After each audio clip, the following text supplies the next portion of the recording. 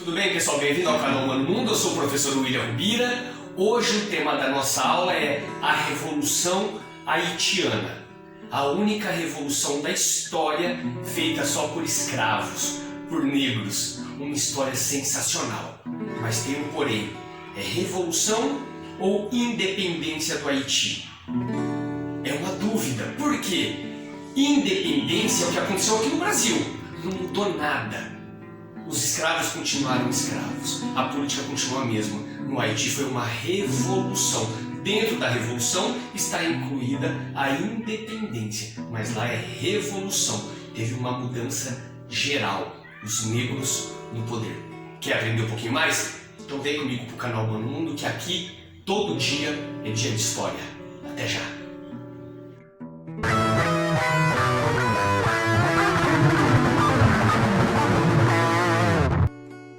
Tudo bem, galera? Bem-vindo ao canal Humano Mundo. Eu sou o professor William Rubira e hoje o tema da nossa aula é Haiti. Sabe por que o Haiti foi a única revolução, a única independência feita só por escravos? Olha que bacana, a única. Eu quero contar essa história para vocês. Então, só para contextualizar, os europeus então chegam à América no século XV. Quando chegaram na região onde hoje é o Haiti, eles exterminaram toda a população nativa, toda, ok? Estou contextualizando, porque eu vou explicar para vocês o que acarretou isso. Em 1776 acontece a independência dos Estados Unidos. E em 1789, o que está acontecendo na França? Primeira Revolução Francesa. O fim do absolutismo. A morte do Rei Sol, Luís XIV, o rei da frase famosa, o Estado sou eu. Tudo isso está acontecendo ao mesmo tempo. Mas o que eu quero falar é da ilha, do Haiti, que na época não era Haiti ainda. Vou explicar isso para vocês agora.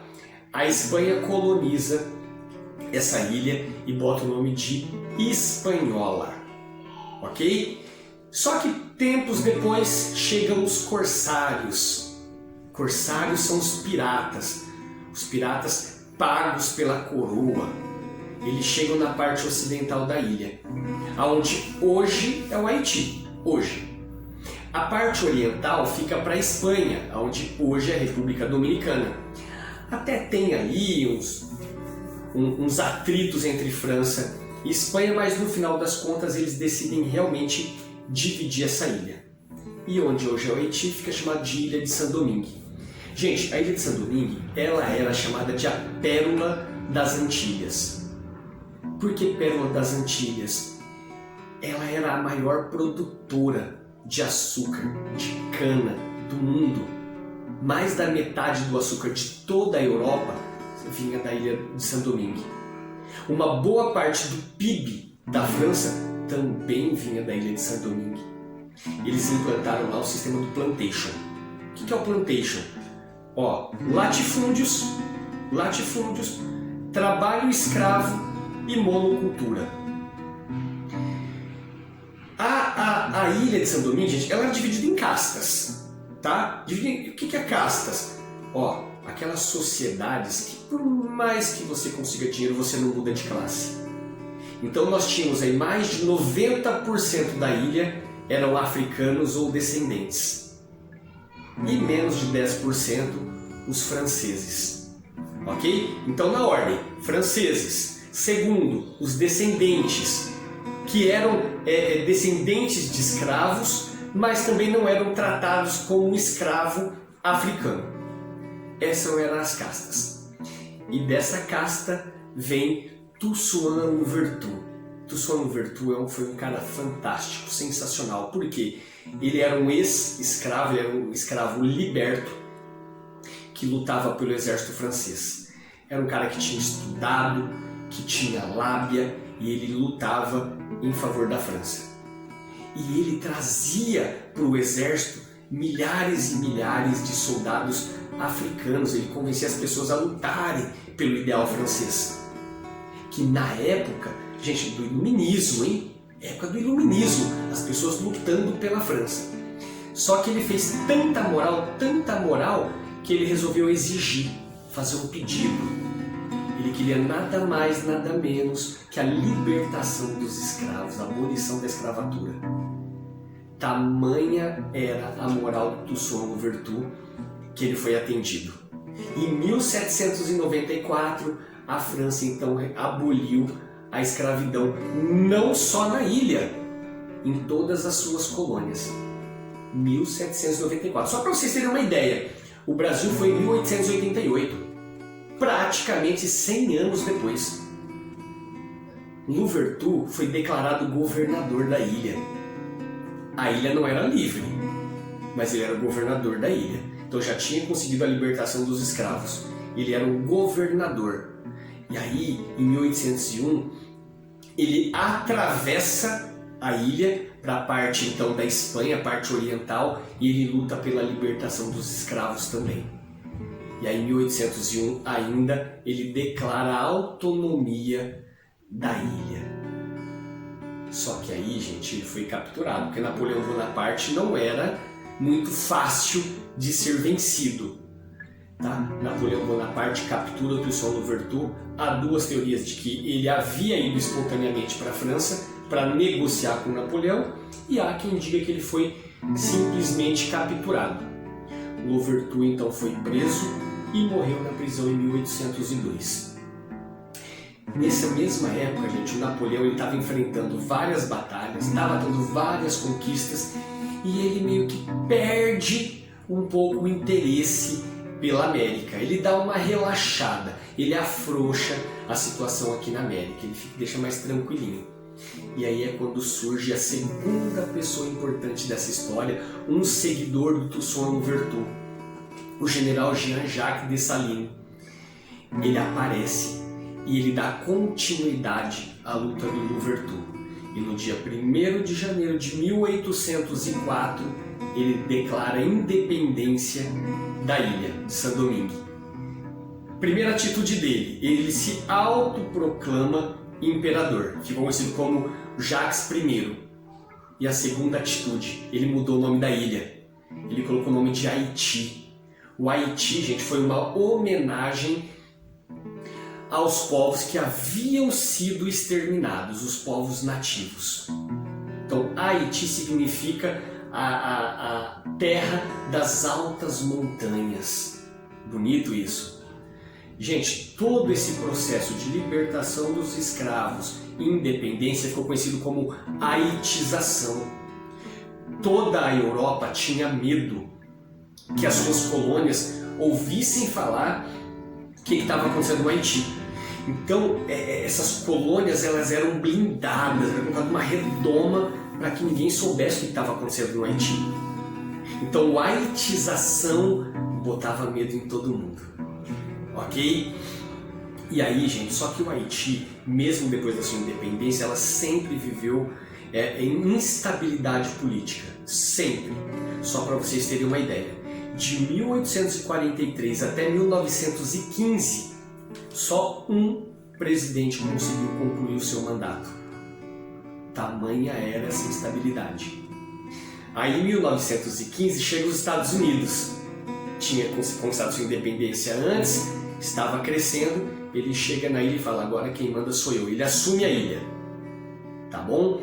E aí os Estados Unidos fica na ilha de 1915 até 1934. Aparece a terceira pessoa importante, François Duvalier. Ficou conhecido como o Papa Doc, Papai Doutor. Por quê? François Duvalier, ele era um médico, ele levou a penicilina para a ilha. E ele, gente, ele embrenhava nas matas, ia nos lugares mais distantes para ajudar as pessoas. O povo amava o Papa Doc, tá? Tanto amavam que eles até acreditavam que ele era sobrenatural, que não era a medicina que curava, era ele. Papa Doc, gente, ele era seguidor da religião voodoo, como a maioria dos haitianos eram na época. Então eles acreditavam no poder sobrenatural. Papa Doc vira ministro da saúde. Só que depois ele foi perseguido e precisou ser exilado. Ele foi embora da ilha. Quando ele volta, gente, na primeira eleição ele se candidata e ele ganha essa eleição. Ele vira presidente. Só que quando ele vira presidente, ele coloca as suas garrinhas de fora. Porque aquele cara amado, bondoso, generoso, ele se torna um ditador sanguinário. O poder subiu a cabeça. Tá? Só que mesmo assim o povo amava ele. Ele era um perseguidor dos adversários, ele matava, ele esquartejava. A família dele sofreu um atentado certa vez e ele supôs que tinha sido alguém do exército que nem estava na ilha.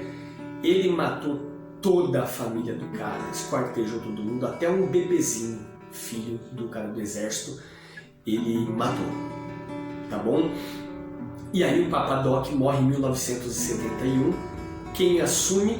O filho dele, que aí apelidaram de Baby Doc. Só que o Baby Doc dá continuidade à política do pai. Também um ditador. Gente, só para vocês terem uma ideia, eu quero falar um pouquinho por que o Haiti vive essa crise. Um dos motivos que eu vou explicar para vocês um pouco mais adiante. A França exigiu um pagamento, uma indenização pela perca da colônia. 17 bilhões de euros era a dívida do Haiti. Vocês vão entender onde eu quero chegar. Quero falar de mais duas pessoas importantes. Uma não é bacana, tá bom? O François Mackendal. François Mackendal, gente, ele era um cara que ele conhecia das ervas, das plantas, ele era um ser místico. E ele tinha um plano de envenenar todos os europeus. E não só os europeus, os africanos também. E aí ele chegou, tá, gente, a envenenar. Diz que morreu na casa de 6.000 pessoas. Mackendal foi capturado e antes dele ser executado, ele falou que ele voltaria em forma de um mosquito e acabaria com os europeus. Estranho isso, né? Mas eu já vou explicar o porquê do mosquito. Como era um povo muito místico, tempos depois, muitos europeus morreram de malária, que é transmitida por um mosquito.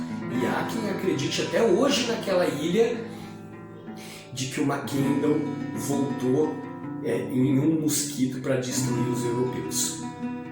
Uma história curiosa. Agora sim, a pessoa também, essa sensacional, também maravilhosa, a Sanité Belair. Talvez eu esteja pronunciando errado o nome dela. Por que ela foi tão importante, William? Ela lutou no exército. Ela venceu, teve várias vitórias, ela chegou a ser sargento do exército. E ela lutava com toda garra. Os amigos de exército a chamavam de tigresa. Sanité Belair. Aí ela foi capturada, ela e o marido. E eles seriam executados se ela... Então ela pede para ser fuzilada como um soldado, mas foi negado para ela esse direito. Então o marido dela foi fuzilado, em nenhum momento ela fechou o olho, ela falou que ela não tinha medo. Ela viu então a execução do seu marido e ela foi decapitada. Momentos antes de ser decapitada, ela grita: "Viva a liberdade e abaixo a escravidão". Olha que garra, gente, que mulher sensacional, tá bom? Ela é homenageada no Haiti, ela é uma heroína no Haiti, ok? Tem uma frase muito famosa no Haiti que diz o seguinte: se o racismo silencia a revolução haitiana, imagina as mulheres que dela participaram. Normalmente as pessoas não falam dela, mas aqui no Mano Mundo a gente fala. Sanité Belair, tá bom? Gente, quero que vocês entendam isso agora.